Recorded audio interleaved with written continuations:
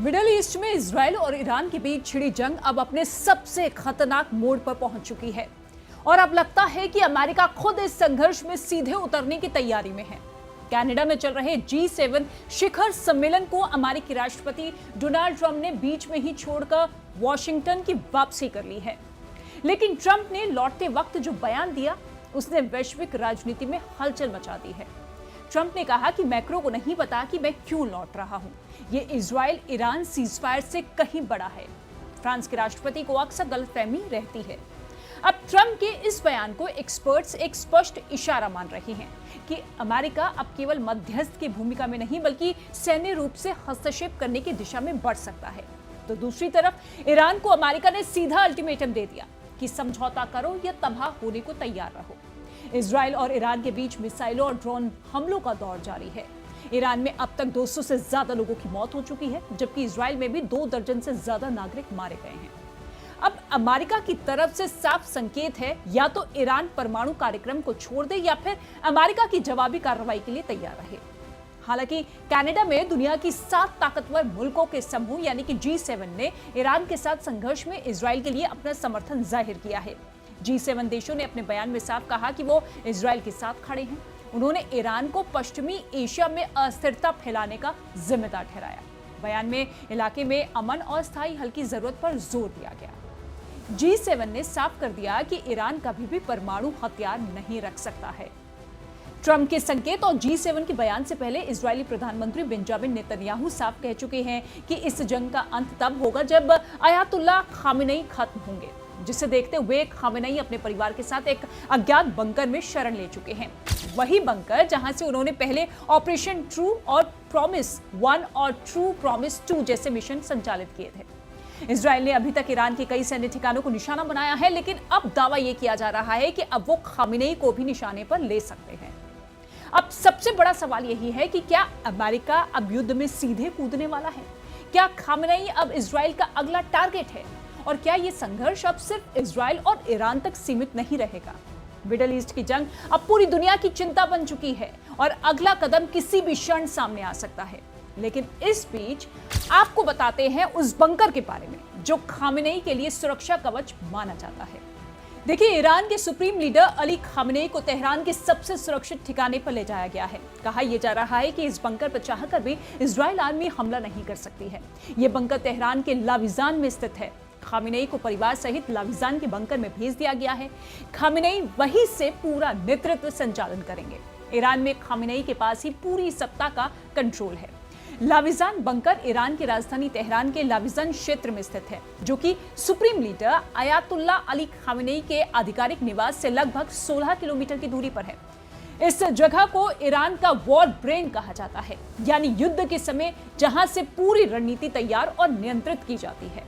क्यों है ये बंकर इतना खास? देखिए, लाविजान बंकर को जमीन के कई 100 फीट नीचे बनाया गया है। लाविजान बंकर को ईरान की जमीनी सेना यानी कि आर्टिश ग्राउंड फोर्सेस और IRGC यानी कि रेवोल्यूशनरी गार्ड की निगरानी में रखा गया है। इसमें अत्याधुनिक EM shielding, electromagnetic pulse protection मौजूद है, जिससे न्यूक्लियर या साइबर हमले के दौरान भी कमांड कंट्रोल सुरक्षित रहे। इसकी छत में रिनफोर्स्ड स्टील और हाई डेंसिटी कंक्रीट की मोटी परतें हैं, जिसे बंकर बस्टर मिसाइलों से भी तोड़ना आसान नहीं। लाविजान बंकर में ही ईरान की थल सेना का मुख्यालय मौजूद है। मौजूदा वक्त में ईरान इजराइल टकराव के दौरान यहीं से पूरे युद्ध की रियल टाइम मॉनिटरिंग और कमांड एंड कंट्रोल किया जा रहा है। इस बंकर में उच्च स्तरीय सैन्य संचार, सैटेलाइट लिंक और साइबर सुरक्षा ऑपरेशंस भी संचालित होते हैं। ग्लोबल सिक्योरिटी ऑर्गेनाइजेशन के अनुसार लाविजान में ईरान की मिसाइल निर्माण गतिविधियों का एक बड़ा हिस्सा होता है। यह इलाका शॉर्ट मीडियम रेंज बैलिस्टिक मिसाइलों के असेंबली और भंडारण के लिए भी जाना जाता है। यही कारण है कि इजराइल और अमेरिका जैसी शक्तियां इस बंकर को एक संभावित हाई वैल्यू टारगेट मानती हैं। बंकर की रक्षा में तैनात हैं ईरान की एलीट मिलिट्री यूनिट यानी कि IRGC revolutionary guards, high altitude anti aircraft system, satellite jamming और electronic warfare defence. Air strike करने की कोशिश इस क्षेत्र में लगभग आत्मघाती मिशन मानी जाती है। अगर इस बंकर पर सफल हमला होता है या सेना इसकी सुरक्षा करने में असफल होती है, तो ईरान की सैन्य कमांड संरचना टूट सकती है।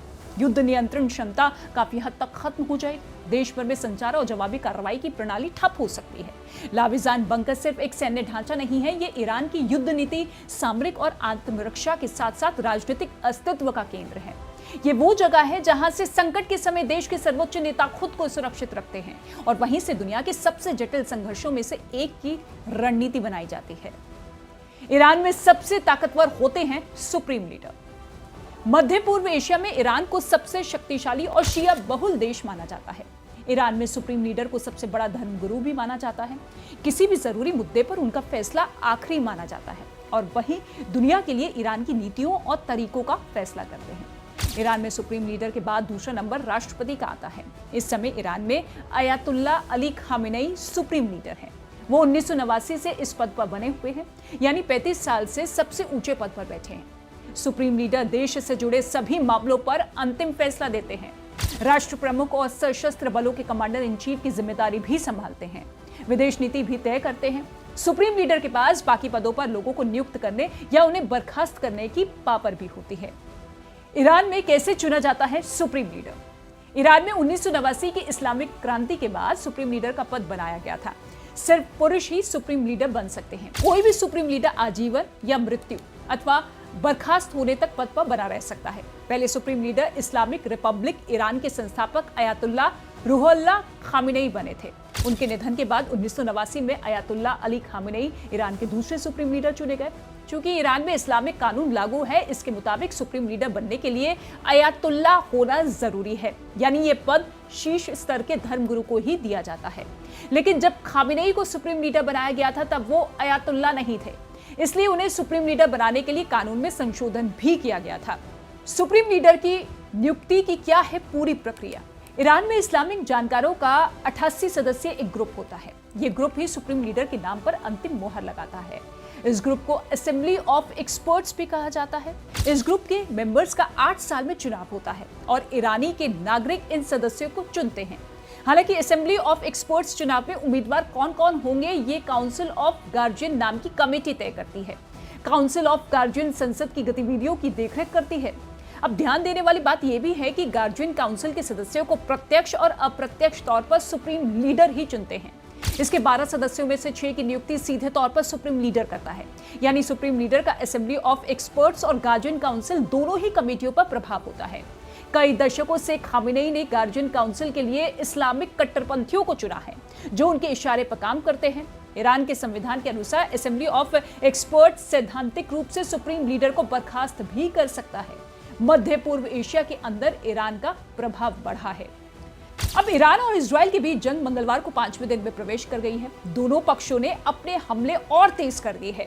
इजरायली हवाई हमलों में ईरान में कम से कम 224 लोग मारे गए हैं, जिनमें तेहरान के कुछ टॉप सैन्य कमांडर, परमाणु वैज्ञानिक और नागरिक शामिल हैं। वहीं इजरायली अधिकारियों ने कहा है कि उनके क्षेत्र पर ईरानी हमलों में महिलाओं और बच्चों सहित कम से कम 24 लोग मारे गए हैं। दावा यह भी किया जा रहा है कि इजरायली सेना ने ईरान के नए मिलिट्री चीफ ऑफ स्टाफ को भी मार गिराया है। तो वहीं भारत ईरान की राजधानी तेहरान में रह रहे अपने नागरिकों की सुरक्षित वापसी के लिए पूरी तरह तत्पर है।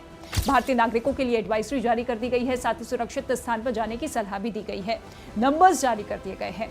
लेकिन मध्य पूर्व की ये जंग अब सिर्फ सीमाओं की लड़ाई नहीं रह गई है, ये नेतृत्व, विचारधारा और वर्चस्व की लड़ाई बन चुकी है।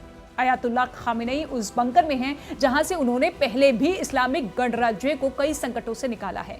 लेकिन इस बार दांव सिर्फ उनका नहीं है, दांव पर है पूरा मिडिल ईस्ट और शायद वैश्विक संतुलन भी। क्या अमेरिका वाकई सीधे युद्ध में उतर जाएगा? सवाल यह भी है कि क्या खामेनेई का वॉर रूम अब दुश्मन का अगला टारगेट होगा और क्या ईरान की बंकर रणनीति उसे बचा पाएगी? जवाब अभी किसी के पास नहीं है, लेकिन अगला कदम जब उठेगा वो इतिहास की दिशा बदल देगा और शायद नए वर्ल्ड ऑर्डर की शुरुआत भी वहीं से होगी, लाविजान के उस बंकर से।